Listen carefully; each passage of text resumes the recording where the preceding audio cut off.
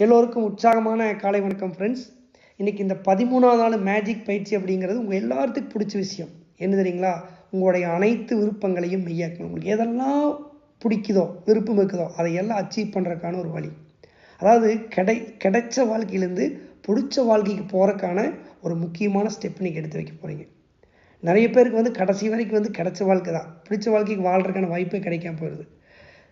ஒவ்வொருத்தருக்கும் ஒரு பிடித்தமான வாழ்க்கையை டெஃபரன்ஸ் வச்சுருக்காங்க. என்னோடய லைஃப் இப்படி இருக்கணும் அப்படின்னு ஆசைப்படுறது, அந்த ஆசைப்பட்ட மாதிரியே வாழ்க்கை அடைகிறது அப்படிங்கிறதுக்கான வழி தான் இன்றைக்கி இந்த ப்ராக்டிஸில் பார்க்குறோம்.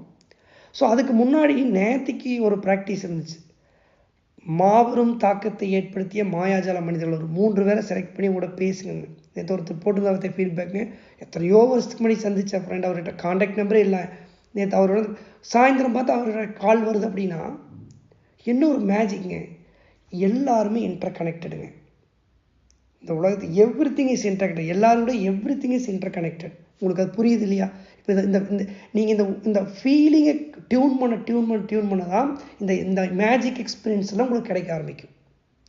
அப்போ உங்களுக்கு என்ன மாதிரி வாழ்க்கை வேணுமோ அதை கவர்ந்தெழுக்க முடியாதா? முடியும். ஆனால் அந்த ஆசைப்படுறது ரைட்டாக ஆசைப்படணும்.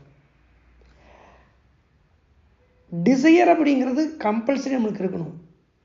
ஆனால் டிசையர் அடையக்கூடிய வழி குறுக்கு வழியாக இருந்துடக்கூடாது. எப்படியாவது அடையணுங்கிறது இருக்கக்கூடாது. கீதையில் ஒரு வாசம் இருக்குது. கிருஷ்ணர் என்ன சொல்றாருன்னா, I am the desire. Desire தான் நான் ஆக்சுவலாக. ஆனால் அதை அடையிற வழி தவறான அந்த இடத்துக்கு நான் இருக்க மாட்டேன்.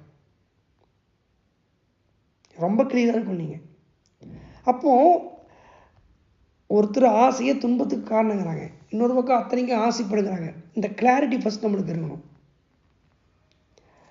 சும்மித்தர ஒளி பணம் வேணும், அந்த காரணம்.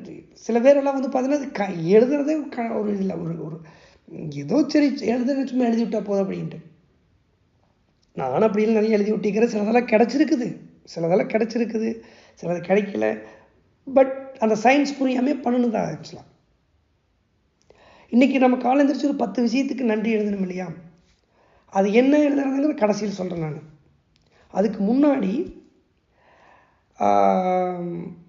உங்களுடைய கனவுகளை பட்டியலிடுங்க. ஒரு நீங்கள் கிடைச்ச வாழ்க்கைன்னு ஒன்று எப்படி இருக்குன்னு நினைக்கிறீங்க, அதுக்கான ஒரு 10 உங்களுடைய விருப்பங்களை முதல்ல ஒரு லிஸ்ட்டு தேடுங்க.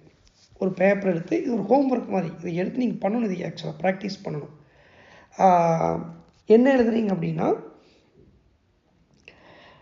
உங்களுடைய விருப்ப பட்டியல் வச்சுக்கங்களேன். இது சொன்ன உடனே பொதுவாக எல்லாத்துக்கும் வருது காரு, வீடு. தப்பு இல்லை, நான் வேண்டான்னு சொல்ல வரல, ஜஸ்ட்டு. பட் முதல்ல உங்களுடைய ரிலேஷன்ஷிப்புக்கு எந்த மாதிரி இருக்கும்னு நினைக்கிறீங்க, that make it a first wish. உங்களுக்கும் உங்களோட மனைவிக்கும் கல்யாணம் ஆயிருந்துச்சுன்னா அந்த ரிலேஷன்ஷிப்புங்கிறது எப்படி இருக்கணும்னு நினைக்கிறீங்க? ஒரு ஆதர்ச தம்பதியாக இருந்தால் அந்த வாழ்க்கை எப்படி இருக்கும்? இதே ஒய்ஃபோட தான் இருக்கணும், அது முக்கியம். அதை முதல் எழுதுங்க. எப்படி இருக்குன்னு நினைக்கிறீங்க? That's first wish. செகண்ட் உங்களுடைய ஹெல்த், ஃபிட்னஸ். மேபி உங்களுக்கு தொப்பை இருக்கலாம், குண்டாக இருக்கலாம். What kind of fitness you are expecting? இந்த மாதிரி நான் ஃபிட்டாக இருக்கணும், யங்காக இருக்கணும். மேபி உங்கள் உடம்புல ஒரு பிரச்சனை இருக்கலாம், ஒரு வியாதி இருக்கலாம், அது ரிவர்ஸ் ஆகி ஹெல்த்தியாக இருக்கணும். ஃபிட்னஸ் எப்படி இருக்குன்னு எழுதுங்க. தென் ஃபினான்ஸ், என்ன மாதிரி இன்கம் சோர்ஸில் இருக்கணும், என்ன மாதிரி அவங்க கம்ஃபர்ட் லைஃப் வாழ்றதுக்கு என்ன மாதிரி நீங்கள் இருக்கணும். என்ன பொதுவாக இந்த பணம் இவ்வளவு சம்பாதிக்கணும் எழுதுறதை நான் ரெக்கமெண்ட் பண்ணுறதில்லை. நானும் எழுதியிருக்கேன், அச்சீவ் பண்ணியிருக்கேன். பட் நினச்ச மாதிரி இதை அச்சீவ் பண்ண முடிஞ்சதில்லை. என்றைக்கு எதை செஞ்சால் எனக்கு பணம் பை ப்ராடக்டாக வருமோ அதை செஞ்சதுக்கப்புறம் எனக்கு அது பார்த்தீங்கன்னா நான் கற்பனை பண்ணுறதை விட அதிகமாக கிடைக்குது. உதாரணத்துக்கு நான் என்னுடைய மிராக்கிள் மணி ஆரம்பித்து 2021 ஆரம்பித்தோம். ஒரு 50 பேர்த்து வச்சு ஆரம்பித்தோம். அப்போ என்ன ஒரு விஷன் இருந்துச்சு அப்படின்னா, இது ஒரு 10,000 பேர்த்துக்கு கொண்டு போய் சேர்த்தணும். ஏன்னா ஒரு 50 பேர் அட்டன் பண்ணிட்டு இருக்கும்போது ஒரு ட்ரீம் என்னன்னா, ஜஸ்ட் 3 இயர்ஸ்க்கு முன்னாடி 2021 ஆரம்பிக்கிறோம். அப்போது அந்த லோகோவில் ஒரு மிஷன், சில நீங்கள் பழைய ஸ்லைடெல்லாம் பார்க்கும்போது 10,000 10K போட்டிருக்கும். அது என்ன ஒரு விஷன், இந்த மிராக்கிள் மணி கமிட்டியில் ஒரு 10,000 பேர்த்துக்கு கொண்டு வரணும். ஸோ தட் 10,000 பேர் வரும்போது பிஸ்னஸும் நடக்கும், எனக்கு ஒரு இன்கம் வரும், என்னால் அவங்க 10,000 பேர்த்த லைஃப்பில் ஒரு மாற்றத்தை கொண்டு வர முடியும். ஸோ அப்படின்னு ஒரு 10,000 அப்படிங்கிற ஒரு மிஷனோட தான் இது ஆரம்பித்தோம்.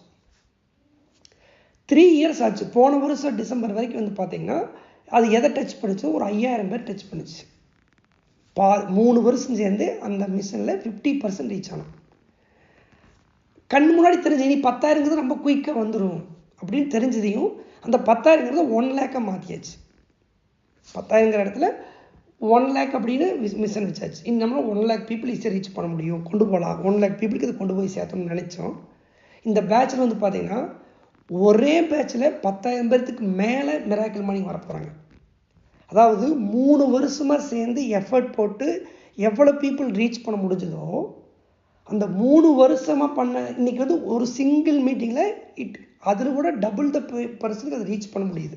எதுக்கு சொல்ல வரேன்னா 10,000 எழுதிட்டு இருக்கும்போது அதை பாதி தான் ரீச் பண்ண முடிஞ்சது 3 வருஷத்தில். அந்த 5,000 வந்த உடனே நம்ம இனி 10,000க்கு ஒர்க் பண்ணோம் இல்லை, இனி நம்ம இனி எந்த எஃபர்ட்டுமே போடாமல் 10,000 வந்துன்னு தெரிஞ்ச உடனே we expand our vision, expand our mission. So அதை 1 லேக் ரீச் பண்ணும்போது இன்றைக்கி 10,000ங்கிறது சுலபமாக தெரியுது. இதே 2021 வந்து 10,000 நினைக்கும் போது எத்தனை we didn't fix any date. நான் உங்களுக்கு நிறைய இடத்துல டேட் ஃபிக்ஸ் பண்ண சொல்லியிருப்பேன். சில விஷயத்துக்கு வந்து பார்த்தீங்கன்னா you submit to the universe. Actually இது ஒரு பெரிய டாப்பிக்கு, நான் உங்களை குழப்பறதுக்கு விரும்பலை. ஸோ சிம்பிளி இப்போதி நீங்கள் என்ன எழுதுறீங்க, உங்களுக்கு இப்போ உங்கள் லைஃப்பில் இதெல்லாம் வந்து எனக்கு நல்லாயிருக்கும் அப்படின்னு நினைக்கிற ஒரு 10 விஷயத்தை எழுதுங்க. அது உங்களுக்கு ஒரு சொந்த வீடாக இருக்கலாம், ஒரு கார், உங்களுக்கு என்ன தோணுது எழுதுங்க. ஒரு என் பையனுக்கு வந்து வேலை இல்லை, இந்த இந்த படிக்க வைக்கணும், என்ன நினைக்கிறீங்களோ, இல்லை எங்கள் பொண்ணுக்கு ஒரு மேரேஜ் பண்ணி வச்சாகணும், இல்லை ஒரு இந்த ஏரியாவுக்கு மாறணும், இந்த ட்ரான்ஸ்ஃபர் ஆகணும், எனக்கு இந்த ஏரியா அப்படி உங்களுக்கு எதெல்லாம் பிடிச்சிருக்கு, எங்கள் சொந்த ஊருக்கு போய் செட்டில் ஆகணும், அப்பா அம்மாவுக்கு ஏதாவது பண்ணணும், அவங்கள ஒரு யாத்திரை கூட்டிகிட்டு போகணும், இல்லை அவங்களோட ஃப்ளைட்டுக்கு அப்பா அம்மா வந்து ஒரு ஃப்ளைட்டு ஜேர்னி பண்ண வைக்கணும், அவங்களுக்கு ஏதாவது வாங்கி கொடுக்கணும், இல்லை பையனுக்கு ஏதாவது வாங்கி கொடுக்கணும், சம்திங் இந்த மாதிரி. ஸோ ஃபஸ்ட்டு கண்டிப்பாக உங்களுடைய ரிலேஷன்ஷிப் எழுதுங்க, ஃபிட்னஸ் எழுதுங்க, ஃபிட்னஸ் ரேட் எழுதுங்க, ப்ளஸ் உங்களுக்கு வேணுங்கிற வேறு என்னென்னலாம் ஒரு 10 விஷ் எழுதிடுங்க. எழுதிட்டு இன்றைக்கி அந்த ஒவ்வொரு விஷ் பற்றி நீங்கள் டேட்டில் இது போட வேண்டாம், இத்தனாம் தேதிக்குள்ள வரும் அப்படின்னு எதுவும் போட வேண்டாம். ஜஸ்ட் வந்து உங்களுக்கு என்ன வேணும், என்ன மாதிரி இதெல்லாம் கிடச்சி நீங்கள் சந்தோஷமாக இருப்பீங்கன்னு நினைக்கிறீங்களோ அது ரைட்டாக. இப்போ நீங்கள் ஏன்னா இந்த 10 நிமிஷம் ஆடியோக்குள்ளே வந்து அது பெரிய சயின்ஸ் எக்ஸ்பெரிமெண்ட் கட்டலாம், அது தனி செப்பரேட் செஷன் பார்த்துக்கலாம். நம்ம எப்படி கோல் செட் பண்ணணும், எப்படி ஆக்சுவலாக ஏன் செட் பண்ணணும், எதை செட் பண்ணணும் அப்படிங்கிறத அந்த யூனிவர்ஸ் சப்மிட் பண்ணுறதுனால பெரிய சப்ஜெக்ட் அப்புறம் பார்த்துக்கோ. இப்போதைக்கு உங்களுக்கு என்னென்னலாம் இருந்தால் உங்கள் லைஃப் கம்ஃபர்ட்டாக இருக்கும்னு நீங்கள் நினைக்கிறீங்களோ ரைட் இட் எழுதிட்டு ஒவ்வொரு விஷயமா அடைஞ்சால் எப்படி இருக்குன்னு நினச்சி பாருங்கள். உங்கள் கணவன் மனை ஆதரஸ்தம் இருந்தால் இப்படி இருப்பீங்க, உங்கள் ஃபிட்னஸ் வந்து இப்போ இருக்கிற விட இப்போ நார்மல் ஃபிட்டாக யங் ஆனில் நீங்கள் என்ன மாதிரி இருப்பீங்க, என்ன மாதிரி ட்ரெஸ் போட்டிருப்பீங்க, உங்கள் சொந்த சில பேர்த்துக்கு இது ஒரு கனவு, அந்த சொந்த வீடு அப்படிங்கிறது நினச்சி பாருங்க. இன்றைக்கி வந்து உங்கள் சொந்த வீடு கட்டுறீங்க, கட்டி முடிச்சிட்டீங்க. ஃபஸ்ட் நாள் அந்த கிரகப்பிரவேச அன்னைக்கு சொந்தக்காரங்களாம் வந்திருக்காங்க, வீட்டை பார்த்துட்டு ஆஹோன்னு புகழ்கிறாங்க, சூப்பராக கட்டிட்டா அப்போ அவ்வளோ நல்லா இருக்குன்னு. அன்றைக்கி நைட்டு வந்து பார்த்தா அந்த வீட்டுக்குள்ளே எல்லா சொந்தக்காரும் போயாச்சு. இப்போ அன்றைக்கி நைட்டுக்குள்ளே தூக்கமே வராது, ஒரு திருப்தி. சரி இதுக்கு தான் இத்தனை நாள் ஆசைப்பட்டோம். அந்த அந்த இப்போ என்னோட கனவு வீட்டுக்குள்ளே வசிக்கிறேன். Have that feeling the secret. இப்படி உங்களோட அந்த 10 விஷயத்தையும் ஒவ்வொன்றா நீங்கள் ஃபீல் பண்ணுங்கள். அது கையில் வந்து அந்த மேஜிக் ராக்கி வச்சுக்கோங்க. இது இன்றைக்கான ப்ராக்டிஸ். அந்த 10 விஷயம் ஒரு பேப்பர் இருக்குல்ல, அது பாக்கெட்டில் வச்சுக்கோங்க.